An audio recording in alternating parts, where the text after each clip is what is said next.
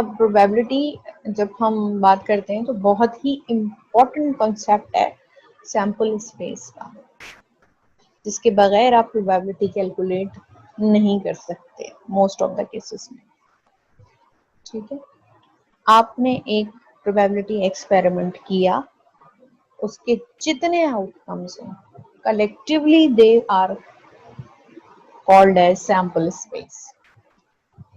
ठीक है, so as your screen is saying that sample space is what? It's a collection of all the possible outcomes of the probability experiment. मिसाल के तौर पर यहाँ पे कुछ एग्जांपल्स भी दी हुई हैं। If you are tossing one coin, this is an experiment, दो ही आउटकम्स हैं, हेड एंड टेल, तो इसकी सैंपल स्पेस जो है उसमें दो ही आउटकम्स हैं। Collection of these two outcomes will form the sample space, right? So it's a set, basically sample space, all the possible outcomes of a probability experiment. When you roll a dice, there are 6 possible outcomes. Sample space of rolling a dice consists of 6 possible outcomes. So if you are answering a true and false question, तो इसकी sample space में दो ही possible outcomes हैं। Sample space is basically what? A set of all the possible outcomes. अच्छा, ये तो बहुत simple सी बात हो गई। अगर आप 2 कॉइन टॉस कर रहे हैं तो पॉसिबिलिटी है कि दोनों पर हेड हो, ये भी पॉसिबिलिटी है कि दोनों कॉइन्स पर टेल हो, ये भी पॉसिबिलिटी है कि एक पे हेड हो दूसरे पे टेल हो, और एक पॉसिबिलिटी ये हो सकती है कि एक पे टेल हो दूसरे पे हेड हो। तो basically there are 4 different outcomes. तो जब आप किसी प्रोबेबिलिटी एक्सपेरिमेंट को करते हैं तो आपको उसके आउटकम्स पता होते हैं और आप उसकी सैंपल स्पेस बहुत आराम से ड्रॉ कर सकते हैं, जैसे कि यहाँ पर ड्रॉ हुई हुई है। अगर आपसे कहूँ कि find the sample space for rolling 2 dices, right, तो सैंपल स्पेस कैसे आप इसकी ड्रॉ करेंगे? बहुत आसान सा तरीका है। तो आपको पता है कि when you are rolling a single dice there are 6 possible outcomes. ठीक है, ये 6 पॉसिबल जो है वो आउटकम्स हैं एक डाइस को रोल करने के लिए, और सिमिलरली 6 पॉसिबल आउटकम्स हैं दूसरे डाइस को रोल करने के लिए। ठीक है, आप इनको इस तरह क्रॉस टैब में रखें, और when you roll the 2 dices, so there is a possibility that on both dices you will get 1 1, right. ये भी पॉसिबिलिटी है कि डाइस 1 पर जो है आपके पास 1 हो, मगर डाइस 2 पर आपके पास 2 हो। ठीक है, डाइस 1 पर 1 हो, डाइस 2 पे 3 हो। ठीक है, you may gate 1 4, you may gate 1 5। ठीक है, फर्स्ट डाई पे 1 हो, सेकंड डाई पे 6 हो। तो इस तरह जब ये आप कंप्लीट करेंगे तो आपको पता चल जाएगा। मोस्ट ऑफ द टाइम ये बेसिकली आपने क्या बनाया, ये आपने उसकी सैंपल स्पेस ड्रॉ की। किसकी सैंपल स्पेस ड्रॉ की है? When you roll 2 dices.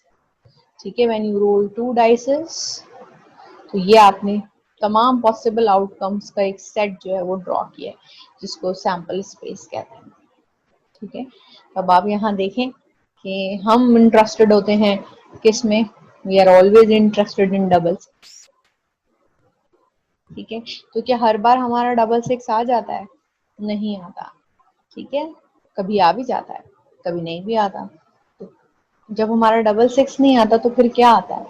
फिर इन तमाम जो लिखे हुए हैं यहाँ पर पॉसिबल आउटकम्स, उनमें से कोई ना कोई एक आउटकम हमारे पास आ रहा होता है। अच्छा, ये सारे पॉसिबल आउटकम्स हैं before rolling dice, before rolling 2 dice, यानी कि रोल करने से पहले वी अज्यूम कि हमारा इन ये टोटल कितने हैं? ये अगर आप देखें 1 2 3 4 5 एंड 6 6 6 6 6 6 6, तो टोटल 36 आउटकम्स हैं जब आप दो डाइस से खेल रहे होते हैं। ठीक है, मगर हम किस में इंटरेस्टेड होते हैं? हम इस एक में इंटरेस्टेड होते हैं। तो जरा चेक तो कर लें कि टोटल 36 आउटकम्स में से कितना चांस है कि आपका डबल 6 आ जाए। एक ही चांस, एक ही चांस है, और कहीं डबल 6 नहीं है। ठीक है, या sometimes at the end of the game जब हम लूडो खेल रहे होते हैं तो हम एक्चुअली ये डाइसेस रोल कर रहे होते हैं, वहां पर बेसिकली हम प्रोबेबिलिटी, हमें उस वक्त आइडिया नहीं होता लेकिन काम कर रही होती है प्रोबेबिलिटी। ठीक है, most of the time we need double one. ठीक है, मगर every time we roll we don't get double one. Why we don't get double one every time? Because this is an outcome. और इसका chance जो है वो ये है कि out of these 36 outcomes there is a single chance that you will get double one, और कहीं आपको डबल वन नजर नहीं आएगा, right? So what is the chance that you will get 6 on both the dices? The chance is, out of these 36 outcomes, only one outcome is giving you this opportunity to get double six on both dices. So the chance is only 1 upon 36. So basically आपने क्या draw की है? What have you drawn? ठीक है, you actually drawn the sample space of rolling two dices. तो basically आपने क्या किया है यहाँ पर? You actually drawn all the possible outcomes. So this is the set of all the possible outcomes when you roll the two dice. This is the sample space. अच्छा, एक और हमारा बड़ा कॉमन टूल है which is known as drawing cards. And अभी मैंने आपसे discuss किया कि जब आपके पास एक कार्ड सेट रखा हो जिसको कार्ड डेक कहते हैं, उसमें से अगर आपसे कोई कहे please pick a single card, ठीक है, तो I just told you that there are 52 cards and you can get any of that 52 cards. So it means 52 outcomes are very well defined outcomes, right? If I say that draw the sample space of those 52 cards, तो आप उसकी sample space कैसे draw करेंगे? अगर आपको card game का idea हो तो आप यहाँ पे देखें, यहाँ पे इसकी सैंपल स्पेस जो है वो ड्रॉ हुई है. सो बेसिकली ये जो सैंपल स्पेस है ये 52 कार्ड्स का एक आपको डायग्रामेटिक या पिक्टोरियल व्यू है कि बेसिकली आप देख सकते हैं कि इसमें से जो आधे कार्ड्स हैं, ये कार्ड्स जो हैं वो basically half of these cards, ये 4 तरह के मुख्तलिफ कार्ड्स हैं. एक वो कार्ड्स हैं जिसपे हार्ट बना हुआ है, एक वो कार्ड्स हैं जिसपे डायमंड बना हुआ है, एक वो कार्ड है जिसपे क्लब बना हुआ है, और एक वो कार्ड है जिसके ऊपर स्पेड बना हुआ है. तो इनमें से 2 कार्ड्स जो हैं आपको रेड कलर में नजर आ रहे हैं, ये सूट्स कहलाते हैं. बेसिकली देयर आर 4 सूट्स जिसमें से 2 जो हैं वो रेड इन कलर हैं और 2 जो हैं वो ब्लैक इन कलर हैं. ठीक है, so heart and diamond they are red in colour and club and spade they are black in colour. ठीक है, 4 सूट्स हैं. और अगर आप वैसे काउंट करें तो ये 13 कार्ड्स यहाँ पर लिस्टेड हैं. ठीक है, ये 13 कार्ड लिस्टेड हैं, 1 इसमें नहीं होता. ए कार्ड इस 1 इसमें नहीं होता. तो 9 कार्ड्स पे नंबर है. ठीक है, 1 2 3 4 5 6 7 8 9 कार्ड्स पे नंबर है. बाकी 4 कार्ड्स ऐसे हैं जिसपे नंबर नहीं है. ठीक है, the K reference for king, right, Q is for queen, J is for jack, jack वजीर को कहते हैं, and A is for ace, right. तो एवरी हार्ट कार्ड जो है has 13 cards in it on which different numbers are there. ठीक है, और हर सूट में एक किंग है, एक क्वीन है, एक जैक है और एक एस है, एंड 2 से लेकर 10 तक नंबर्स हैं. तो सिमिलरली डायमंड्स के भी 13 कार्ड हैं और ये क्लब के भी 13 कार्ड हैं, स्पेड के भी 13 कार्ड्स हैं. तो ये इस तरह से ड्रॉ की गई है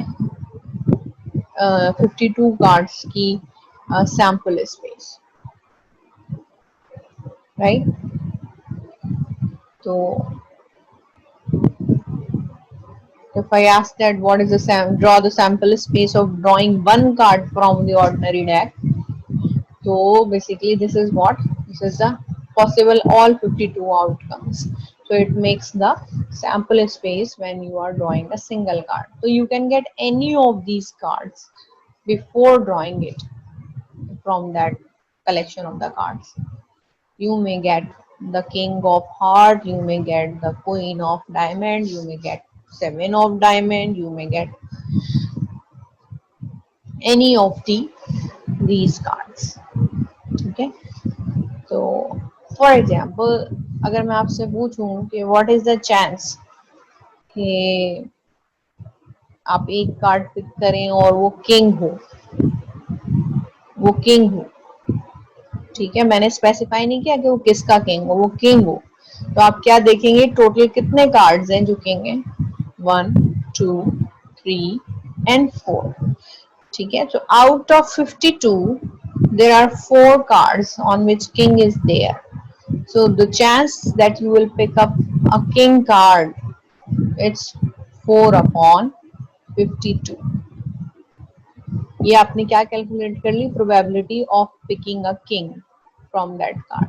ये आपने कैसे कैलकुलेट किए, ये आपने ऐसे कैलकुलेट किए क्योंकि आपको ये पता है कि टोटल आउटकम्स कितने हैं, सैंपल स्पेस में टोटल आउटकम्स कितने हैं। आपको अगर ये नहीं पता होगा कि total possible well defined outcomes कितने हैं तो आप प्रोबेबिलिटी कैलकुलेट नहीं कर सकते, ठीक है। तो आपको ये पता है कि टोटल 52 कार्ड्स हैं और उनमें से 4 किंग हैं, तो पॉसिबिलिटी कि आप एक कार्ड पिक करें और वो किंग कार्ड हो, ये चांस कितना है, ये चांस है 4 अपॉन 52, सिंपल इज दैट, ठीक है। तो बताने का मकसद ये है कि without sample space you can not, without having the idea of sample space you cannot calculate any probability, और सैंपल स्पेस के बगैर आप प्रोबेबिलिटी कैलकुलेट नहीं कर सकते। इसका मतलब ये कि आपको ये पता होना चाहिए कि आपके सैंपल स्पेस में कितने आउटकम्स हैं, और कितने आउटकम्स हैं वो जब भी पता होगा जब आपके जो प्रोबेबिलिटी एक्सपेरिमेंट होगा वो बहुत क्लियर होगा और उसके वेल डिफाइंड रिजल्ट्स हों। वो जो मैंने बात आपसे शुरू में की थी उसको मैं बार बार एक्सप्लेन कर रही हूँ कि किसी भी एक्सपेरिमेंट के अगर वेल डिफाइंड रिजल्ट्स नहीं है उसकी प्रोबेबिलिटी कैलकुलेट आप नहीं कर सकते। अब एक बहुत ही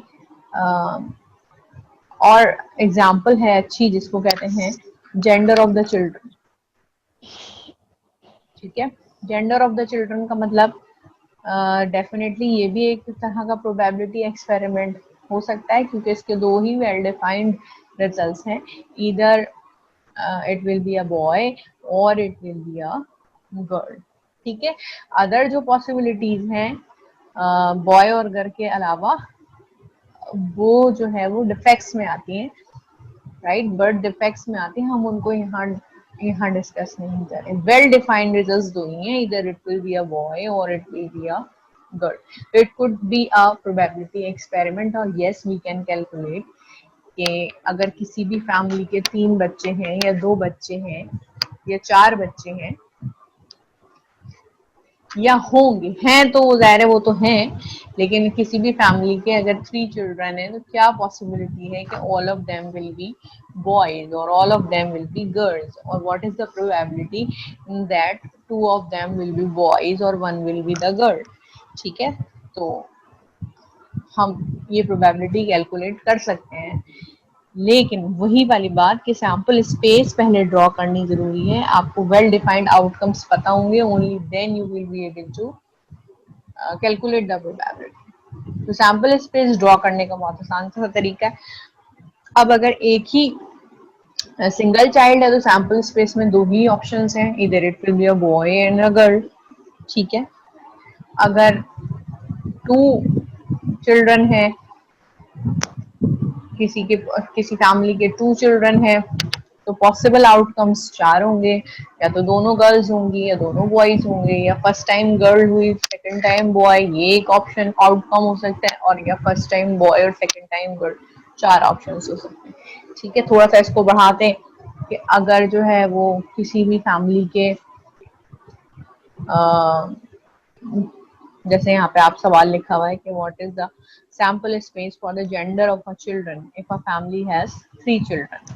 3 चिल्ड्रन के लिए सैंपल स्पेस कैसे आपने, तो आप यहाँ पर देख सकते हैं कि यहाँ पर आप फर्स्ट चाइल्ड है, ठीक है, तो फर्स्ट चाइल्ड में इधर it could B boy or it could B girl, ठीक है। तो नो मैटर कि अगर फर्स्ट टाइम बॉय है, सेकंड जो चिल्ड्रन है उस केस में भी it could B boy or it could be a girl, ठीक है।